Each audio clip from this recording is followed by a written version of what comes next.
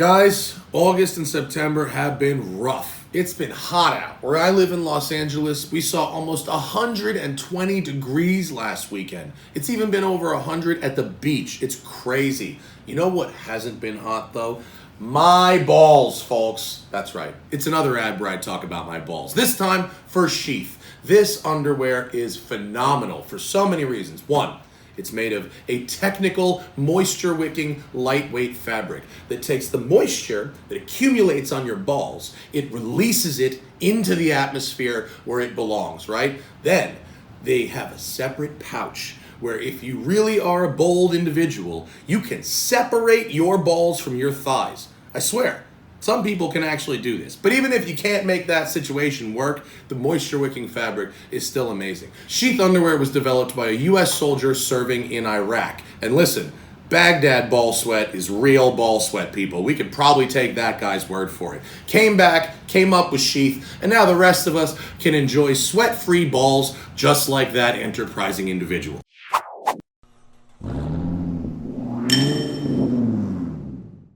Good morning, everybody. Welcome to the 2021 Porsche Panamera Turbo S. And this one is a Sport Turismo, the configuration I prefer, although in America the sales might dictate a little different. The new Panamera Turbo and Turbo S are a little different than before. The Turbo S in the last generation, or the earlier part of this generation, was an e-hybrid only. There wasn't a gas-only Turbo S. There was a gas-powered turbo, but if you wanted S, you had to go hybrid. They've now added hybrid to the turbo option and to the 4S option, and now we have a Turbo S that is gas only. We suspect there might be another hybrid on top of this down the line, but for now, let's be happy that we've got a petrol-powered Turbo S. This is very good. This thing is an animal, right? It's got the 4-liter V8 twin turbo that's been revised with all new internals. Porsche won't confirm this, that the new rotating assembly of the engine is shared with the Urus, which also gets a version of this 4-liter V8. They wouldn't confirm that, but I suspect that that's going to be the same across the board, because now this thing makes 620 horsepower and 604 pound-feet of torque, which goes through the 8-speed PDK and into an all-wheel drive system. The car weighs 4,700 and change, and there's a new Pilot Sport 4S spec tire on the 21-inch wheel for this. Because it's a Turbo S, ceramic brakes are standard. All the performance stuff is standard. And because of that new tire, Porsche then recalibrated the PASM, active suspension management, PDCC, that's dynamic chassis control, the gearbox, the steering, electronic steering motor, and even some axle bearings and like little stuff. Like what Porsche does well are these little evolutions of things you didn't even really know were like parts. And so it's evolutionary, not revolutionary. But what's revolutionary, the Nurburgring time, guys. This car with a Porsche factory driver runs a 7-minute, 29-second Nordschleife lap, which is crazy. If you're doing the math, the current generation 992 Carrera 2 S, current gen, does it in 7:30, and a 991 GT3 RS does it in 7:28. That's the kind of performance we're talking about here. 4,700 pound sedan, and it's as fast as the current generation 911 and one generation back's RS. That's just crazy. The engine has been optimized for a broader torque curve because it no longer has a hybrid assist at low RPM.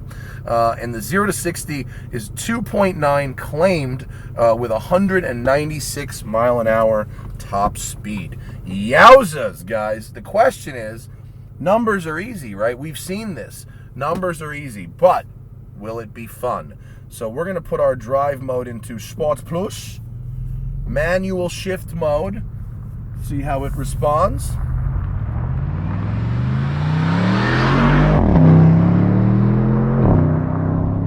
We are once again on the only road around not covered by smoke and ash, and so a little tighter than I'd probably want for a car this fast and big, but then again, we might test the agility, so here we go.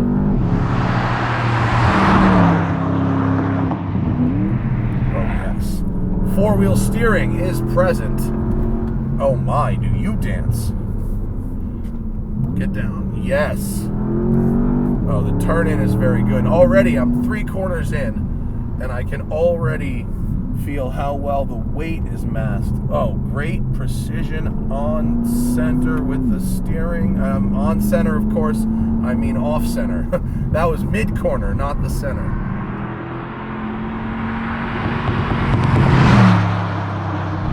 Really nice ride. My shocks are in Sport Plus, the double red. Still good. Just a hint of body roll. But, oh, wow. Boy, does this thing dance. Got a really kind of good bassy grumble. There's only a couple of performance-related options available for Turbo S's. Turbo S's are supposedly loaded up, right? So all your options are, oh, that was some type of a Roadrunner or a Grouse. Either way, it crossed the road safely. Anyway, the only real performance option available for this is going to be a tire that's above this one, like a cup-style tire, and then a sport exhaust, which this particular demo car doesn't have.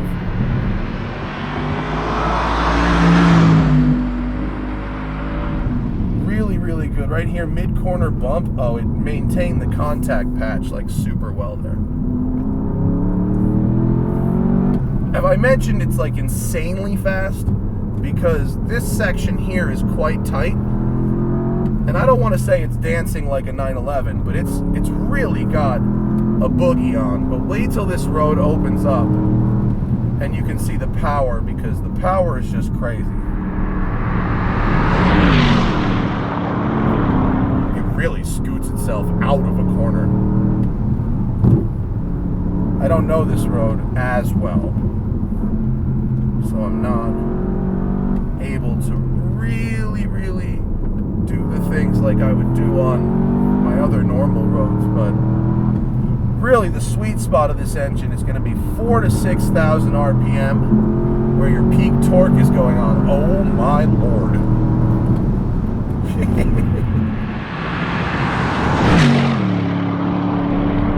That was a number. And otherwise you could have a bad one on this corner if you're not paying attention. Really squats under braking. It squats flat. It doesn't nosedive. Feels very confident that you can make a real evasive maneuver while under full braking. Yum. This is very, very good.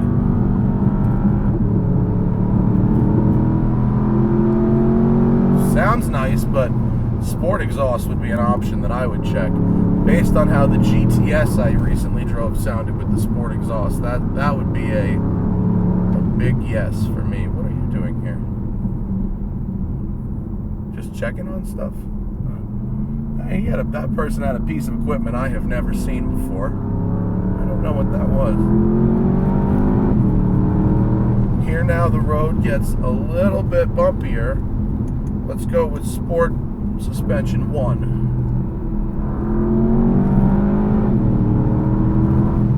It dials out those little tar strips a little bit, which is nice. I'm not getting every one of those.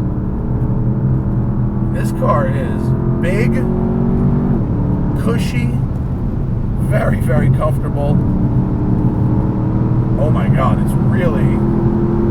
Whoa!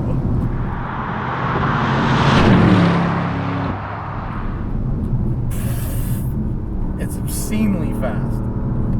Very, very, very good. I really like the torque band. Oh, it just let me have it gave me a downshift there. Bang the rev limiter. It gave me a downshift from 5,000 that got me real close to the red line. That's very good. That's what you want. You don't really ever want a car with manual gear shifting to tell you no when there is actually room. Now, big long car. Let's not bother these nice townsfolk. What's this turning radius? 4-wheel steer. That's pretty good. Pretty good. I want to do a launch, but I don't want to do it in this guy's little town. So we'll go over here and do it where there's a little more peace and quiet.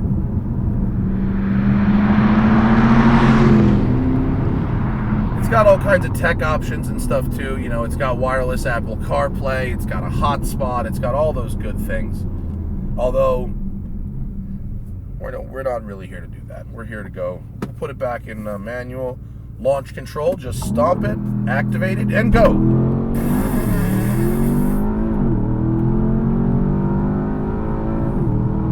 Wow. Well, that is exactly as advertised.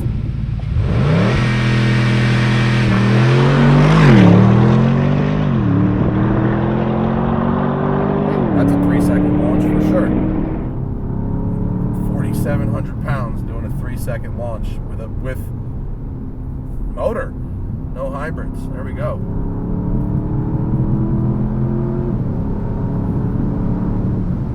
Love the engine, love the gearbox. I don't have the price yet for this thing, but expect it to be like, 180, 190 grand. This is going to be a very expensive car. But seats are very comfortable front and back, massive trunk, but it's really just all about chassis control and balance with power, and there's so much power. It's easy to have balance with power if you're only making 300, 350 horsepower, but when you're making 620 horsepower and a 4,700 pound car and you're trying to find balance there, that's interesting.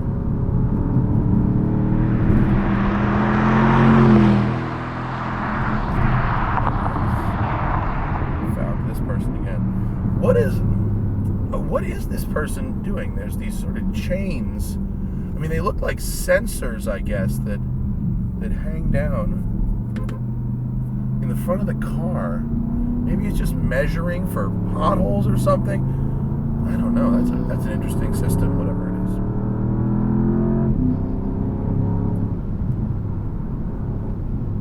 I would love to do like 2,000 miles in one of these things. Radar cruise works really well, not too jarring. I hate the lane keep assist, but I hate the lane keep assist in everything. Oh, they have a fun new option I should tell you about. You know how with your Sport Chrono package, you get your dash clock up here? So Porsche has a new thing that they're doing where you can actually get a Porsche design clock, right? And then you get a Porsche design watch with the same dial, so it matches. It doesn't. The watch isn't a smart watch that starts the key, the car. The watch is a traditional Porsche design mechanical watch, but it'll match the car. Now, is anyone going to go for this on the Panameras? I'm not really sure, but how many? I can just see everybody in a couple of years going, "Oh, does your GT3 RS have the matching watch or not?" Because mine does. I expect that's going to be like a $20,000 option, because the watch, just to get the watch, is like, I think 12 to 15 grand by itself from Porsche Design. So now we're going to go up into the twisties going up the hill. Yes, when it loads up, right here, like load up. Oh, that was very good. Lots of stick there. What I really like about Panameras is, and I learned this on the track, is you can actually really dance them around. Like, it's not a surprise at all that that this thing is great on the Nurburgring, like, because you can really make it move, really make it boogie.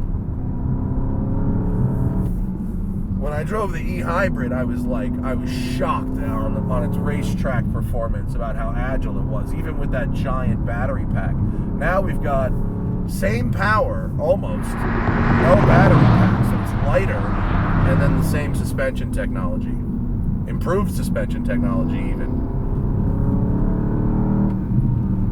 I mean, even right here where you've got this sort of downhill, yeah, beautifully balanced. Here's an off camber, and then here's a dip. Whee!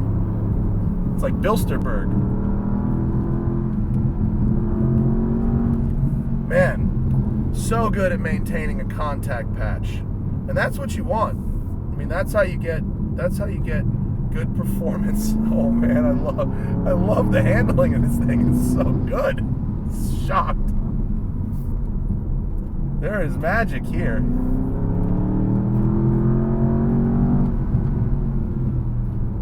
Very, very good. Doesn't this thing boogie?